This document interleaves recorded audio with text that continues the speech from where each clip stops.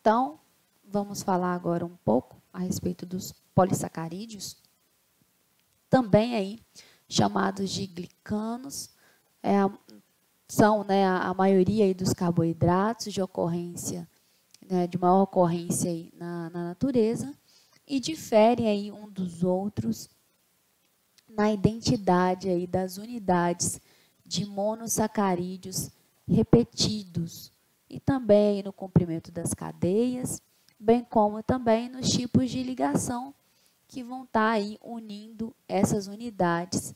E, além disso, a diferença vem também no grau de ramificação.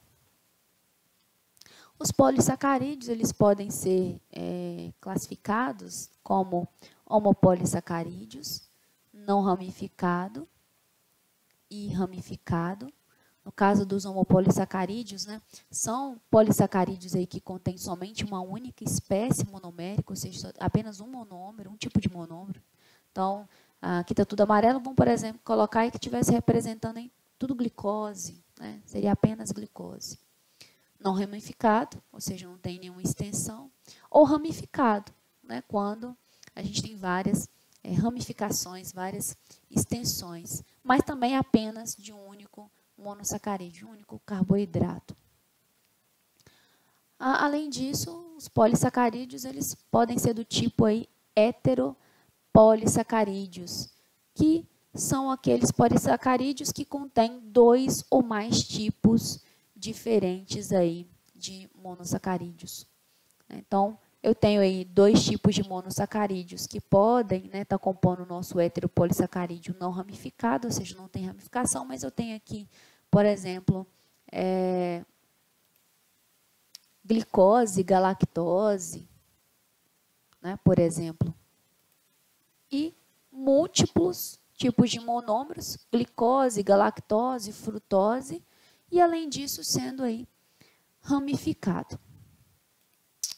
É importante ressaltar aqui para vocês que alguns homopolissacarídeos, como aí, por exemplo, o amido e o glicogênio, eles servem como fontes, né, como formas de armazenamento aí para monossacarídeos que são utilizados como combustíveis. O glicogênio aí no animal e o amido no vegetal, né, nos tubérculos.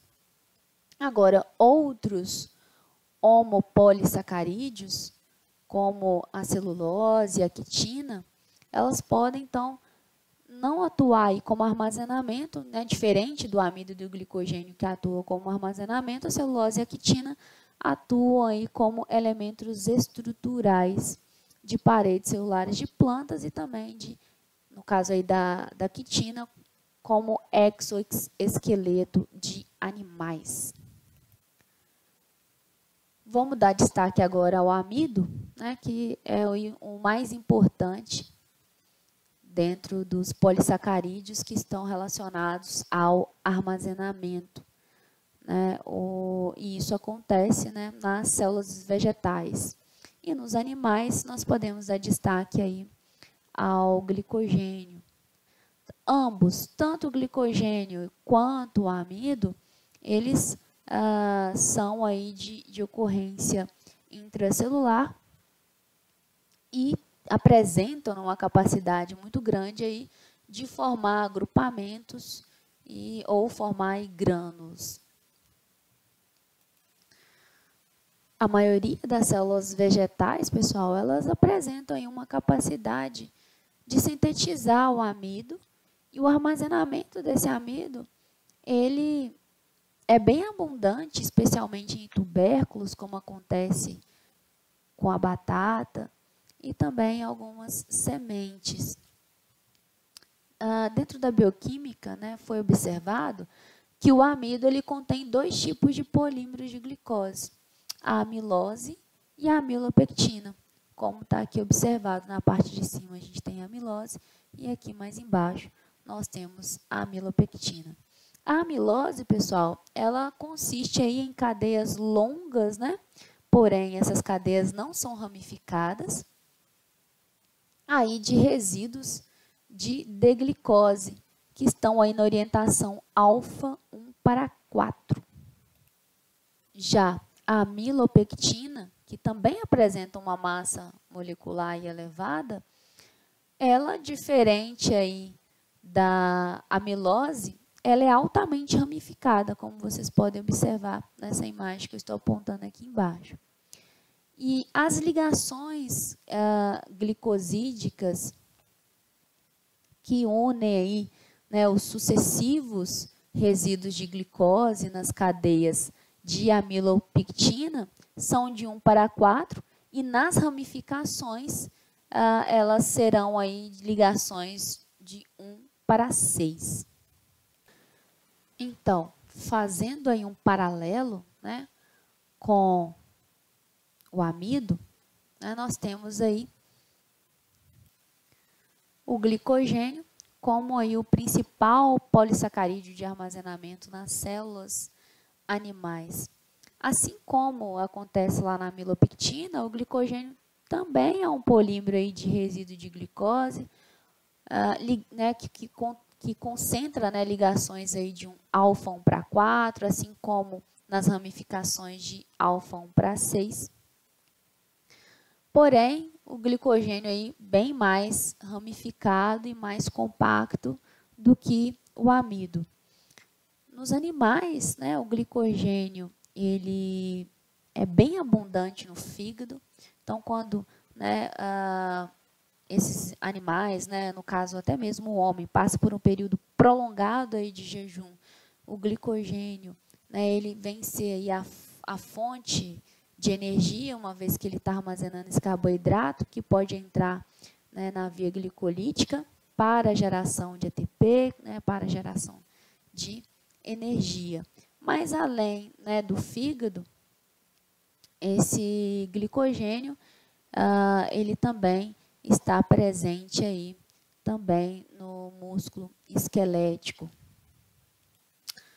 Bom, diante do exposto que a gente já colocou para vocês, a gente faz uma pergunta. Por que não armazenar a glicose em sua forma monomérica? Por que é necessário, então, o organismo pegar essa glicose e condensá-la, né,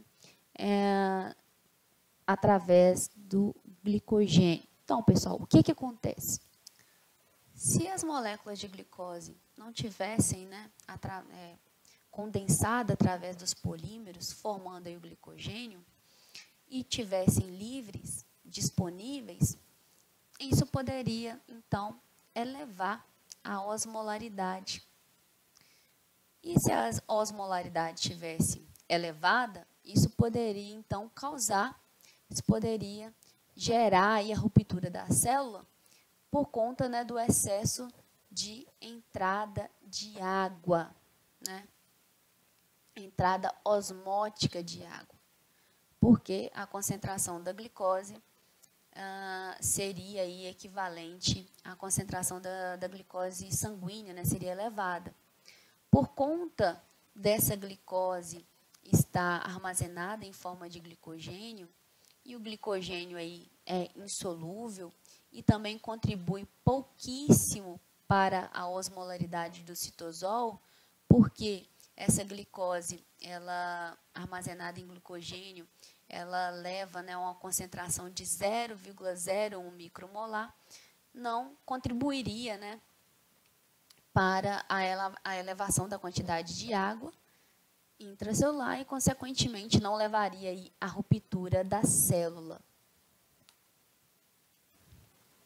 Então, saindo aí dos homopolissacarídeos de armazenamento, vamos falar aí de alguns homopolissacarídeos que apresentam, né, que têm funções estruturais. Dentre eles, a gente pode aqui destacar a celulose. A celulose, substância aí fibrosa, resistente, insolúvel em água, e é encontrada aí na parede das células de plantas, particularmente em caules, troncos e também nas porções aí amadeiradas do corpo da planta. Ela constitui aí grande parte, né, da massa da madeira e quase aí a totalidade da massa do algodão. Como, né, a amilose, A celulose, pessoal, ela é um homopolissacarídeo aí linear e não ramificado, constituindo aí, né, de mais de 10.000, de 10 a 15.000 unidades de D-glicose aí. Apesar, né, de algumas semelhanças com a amilose, a celulose ela tem, né, as suas características, tem a sua diferença. Né? A celulose aí, os resíduos de glicose, né, eles estão na configuração beta, né, ao passo que, se a gente for olhar aí da amilose, a glicose está, né, na configuração alfa. Os resíduos de glicose na celulose, eles estão unidos por ligações glicosídicas beta 1:4. Se a gente for olhar lá, né, se vocês voltarem um pouquinho aí em relação à amilose, a gente falou que a orientação é alfa 1:4. E devido a essas diferenças, né, vocês devem estar perguntando assim, qual que é a necessidade de entender isso? Né, que são essas diferenças, né, que fazem essas diferenças entre as moléculas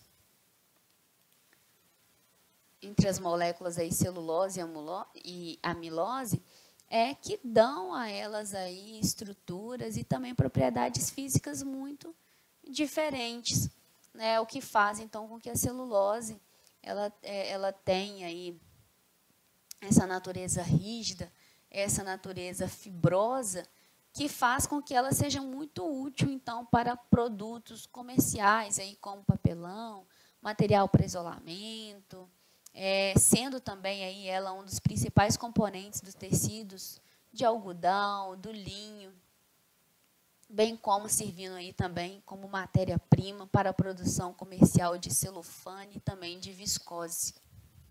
E um ponto importante a destacar é que a maioria dos animais vertebrados, eles não conseguem utilizar a celulose como fonte de combustível.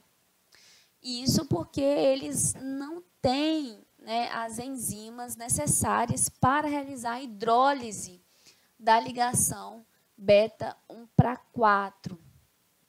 Eles não têm aí a celulase, né, para poder fazer essa degradação. Mas já os cupins, que digerem aí a celulose, consequentemente aí a madeira, bem prontamente, né? Eles por si só não conseguem degradar a celulose, mas eles fazem isso porque eles carregam aí no trato intestinal um micro-organismo simbiótico, que é a triconinfa, que está aqui representado aqui para vocês nessa imagem belíssima aqui embaixo.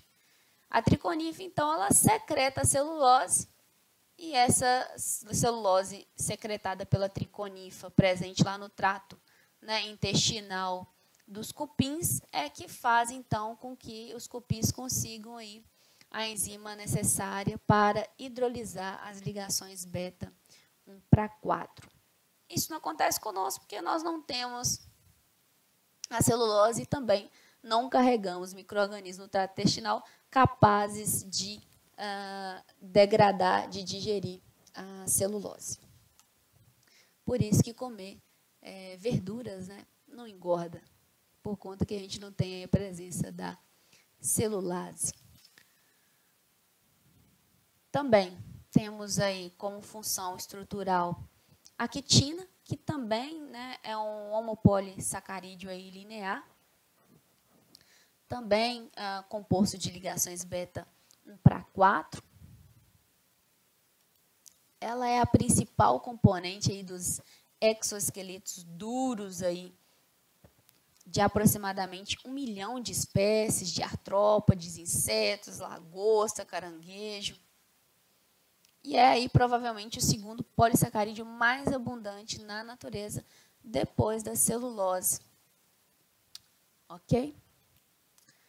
Além disso, nós temos aí a presença de carboidratos com função estrutural na parede das células bacterianas. Né? A gente começou citando, né, uma das funções dos carboidratos como função estrutural. A gente falou um pouquinho lá das bactérias, que contém aí heteropolissacarídeos estruturais. Não só as bactérias, mas também as algas, né? Mas vamos falar aqui um pouquinho das bactérias. Então, a gente sabe, já é bem conhecido aí na microbiologia, que algumas bactérias apresentam parede e, portanto, durante a coloração de Gram, a gente pode, então, identificar essas bactérias aí como gram-positivas e gram-negativas. E a parede para as bactérias tem uma função muito importante, né, que é de promover a barreira, defender, né, o meio intracelular dessa bactéria contra substâncias e também toxinas e micro-organismos do meio extracelular. Quando a bactéria ela perde essa parede, ela fica fragilizada, ela fica frágil e normalmente ela entra em um processo de lise, um processo de morte. Como eu comentei com vocês, alguns fármacos são então aí utilizados para inibir a síntese da parede celular, como acontece aí com os beta-lactâmicos, né, mas bem conhecido aí de vocês, amoxicilina, penicilina, né, todo mundo já utilizou ou já ouviu falar, que são fármacos aí capazes de inibir a síntese da parede bacteriana. A bactéria fica frágil sem a parede e, portanto, entra um processo de morte, ok? Mas que essas paredes são formadas aí de carboidratos, no caso, 2 carboidratos provenientes aí da glicose, né? Modificações da glicose, que é o N-acetilglicosamina e o N-acetilmurâmico, associados também a aminoácidos, ok? Para finalizar, vocês vão encontrar no livro do Leninger uma tabela, a tabela 7.2, com as estruturas e funções aí de alguns polissacarídeos, né? Nós comentamos aí bem a respeito dos polímeros de amido, do glicogênio, falamos também da quitina, do peptidoglicano, ou seja, que é o carboidrato presente na parede, né? Mas, além disso, celulose, mas, além disso, vocês vão ver, existem outros, né, que a gente não comentou tanto aqui, como a dextrana, que também é um tipo de homopolissacarídeo com função estrutural, né, presente aí em bactérias de adesão, em bactérias e também adesão extracelular. Nós temos também a agarose, que é um heteropolissacarídeo, com função aí estrutural, presentes também em algas, material da parede celular. Também a agarose, pessoal, muito utilizado na indústria, né, porque através da agarose a gente pode fazer meios para cultivar bactérias. Vocês vão ver isso lá no laboratório de microbiologia, nas aulas de micro. E o ácido hialurônico, que é um polissacarídeo com função estrutural, presente em invertebrados, na matriz extracelular da pele e do tecido conectivo, né, promove a viscosidade, presente aí também em lubrificação e presente, né, nas articulações. Bom, não vou me estender mais, vou encerrar por aqui. Dúvidas, entre em contato, vou preparar uma atividade baseada, né, nessas aulas, né, que eu acabei de dar e vou marcar com vocês para a próxima semana a gente ter um momento, então, para trabalhar os exercícios, ok?